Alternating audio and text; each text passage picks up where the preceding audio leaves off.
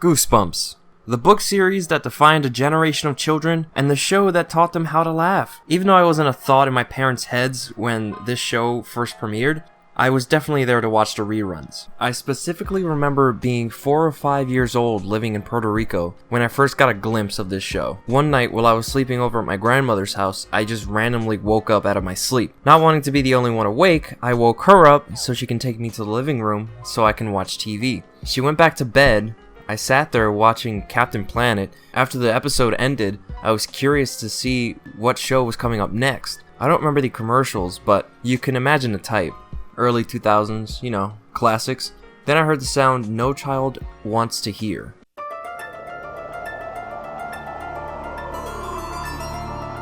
That's fear I haven't felt in years, and that shows the power that this show had over me. Immediately hearing that, I jumped off the couch and ran back into my grandmother's room, crying. Now, why did I tell you this story? Mostly because it related to Goosebumps, but the crazy thing is that after that night, I never watched Goosebumps ever again. I was about early teen years when I watched it again, mostly because of JonTron. And upon rewatching the show, I realized it was the most outlandish and hilarious show that I completely missed out on. Today I'm going to be talking about 3 episodes that stuck out to me, so just give me a second. Alright, I'm back, and this show is still as weird as I remember. The first episode we're going to be talking about, Night of the Living Dummy 2. I know there's the first one that I didn't watch because Netflix doesn't have it for some reason, so I watched this and boy oh boy do we have a doozy. Now, the episode begins with the oh so obviously American, not American Canadian household where a family is having a weird show and tell family night. Anyway, the younger brother Jed becomes an absolute savage by popping in a tape of the family doing weird shit. Mom cheating on her diet, dad putting on a toupee, Sarah the eldest about to do ho shit at the mall, and Amy, the middle child, trying on a sweater. After that, Amy gets up and does her weird dummy routine. The dummy's head falls off. So embarrassing. You said I could get a new one. Even though she's sitting in the living room with just her parents and siblings, so it can't be that bad. Then her dad reveals that he stopped at the Goodwill near his work and got her a new one. Lo and behold, it's Slappy. The funny thing about these Slappy episodes is that you can literally watch anyone you want in whatever order and not miss a thing, because the only reoccurring character is Slappy. Amy hugs Slappy as the camera does a pan around to show Slappy doing some weird eye movement thing that really just looks so bad it unsettles me. Oh, Dennis.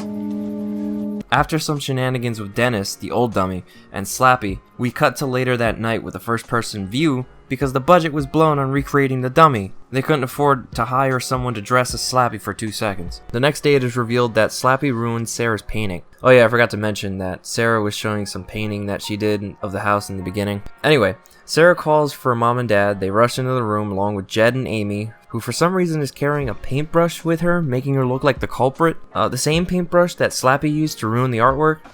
What'd you do that for? And she's like, I don't know, I found it in the hallway. Amy says something along the lines of, I'm sick of getting blamed for everything that happens in this house. Amy storms off to her room where she grabs the dummy's hand and apologizes to it for being stuck with such an embarrassment of a family. She lets go and looks at her hand, noticing that there's wet paint on it. To me it looked like blood, but who really cares? She grabs Slappy's hand to see that there's already dried paint on it, so I don't get how he transferred so much paint onto her when it was already dry on his hand. But whatever, if I question the logic on everything, I'll be here all day. We move on to the next day and the family is doing that show and tell thing again. And by this point I'm thinking, do they do this shit every afternoon? I'd run out of things to show. By the end of the week I'd be showing like used condoms or something. Anyway, dad is on his guitar singing If You're Happy and You Know It, wearing a cowboy hat, which really doesn't make sense because this is Canada. Then Amy gets up to do another dummy routine when suddenly Slappy starts roasting literally everyone in the room. He says that dad is terrible at guitar, mom is getting fat, Jed is a dumbass, and Sarah's just bad at painting. Everyone obviously gets offended,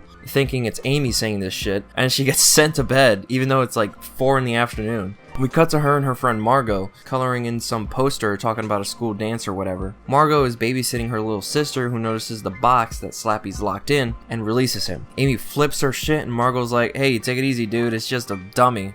Hey Margot, you can forget about Shane. He thinks you got a face like a can of worms. Amy! Who obviously gets upset, and the little sister holds Slappy's hand and says that he's funny. Slappy grips onto her hand, and for some reason Margot thinks that it's Amy hurting her sister even though it's a dummy, and the only thing that can be really controlled is the head, face, and neck, so she's the one who looks like the real dummy. Mom comes in asking what's going on, and Amy says it was the dummy being a douchebag. Margot calls her a liar and storms out. Long story short, Amy loses her only black friend. The family gets together to talk to Amy about her weird dummy obsession, and Mom even suggests Amy should talk to a shrink. She's like, "No, I'm not crazy, this is all Slappy," and she runs off looking like the crazy one. I feel like all this episode is Amy getting offended and storming off. Later that night, Slappy escapes from the closet and goes downstairs to where the parents are sleeping on the couch because they're old, I guess, and they just fall asleep on couches. Slappy grabs the guitar, stands on the coffee table about to swing at Mom and Dad when Amy notices and stops him. She's blamed for breaking Dad's guitar and is sent to her room. The next day, Amy is walking down a lonely road.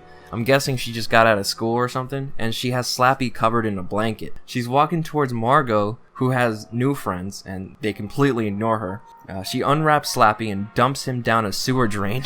Once home, she goes upstairs and notices that muddy size 2 footprints were leading to her room. Behind her, Slappy is standing at the door calling her his slave, which is kind of awkward since she's a kid. She attacks him when he says her family is gonna get it. Sarah opens the door at that very moment and Slappy reveals himself to her. The girls scream, alerting Jed in the living room. They run into the bathroom and Slappy goes downstairs. Realizing that Jed is also downstairs, they head down to find that Slappy's sitting on a chandelier and he jumps off. The episode ends with Amy getting tripped by Slappy. Don't know how that works. He stands on the coffee table about to kill her or something like that when suddenly he gets tackled by something wearing a red shirt. Slappy falls on the brick of the fireplace and his head shatters. The evil spirit fades away and Mom and Dad conveniently come into the house. The girls hug them and say that Slappy tried to kill them, but Jed saved them. Jed comes out from another room, not really explaining where he went off to or what happened to him, but he's like, "What happened? What did I do?" Then there's an awful ending with them saying, "If it wasn't Jed,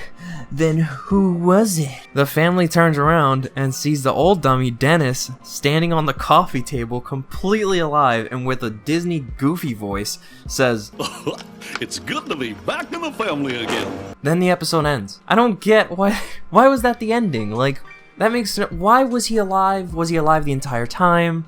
Did Slappy turn him alive? Did the spirit go into him instead? I don't get it. I don't get it. This episode was hilarious though. Slappy was such a savage to everyone and my favorite part. Like every Goosebumps episode, the acting was unbelievably lame and just as bad all around. You should really check it out if you want to have a laugh with your friends and make fun of it, because it's a joyride. Instead of jumping into the other 2 episodes, I've decided to chop this video into 2 parts, or else it would be really long, and I don't really like long videos. So come back next week when we wrap this video up. Hey guys, I hope you enjoyed the video. I've been wanting to make a video like this before for a very long time, but have been so busy with my personal life and work that I barely have any time, but I got to it this week. Remember to leave a like on the video if you want to see more, and I'll see you guys next time.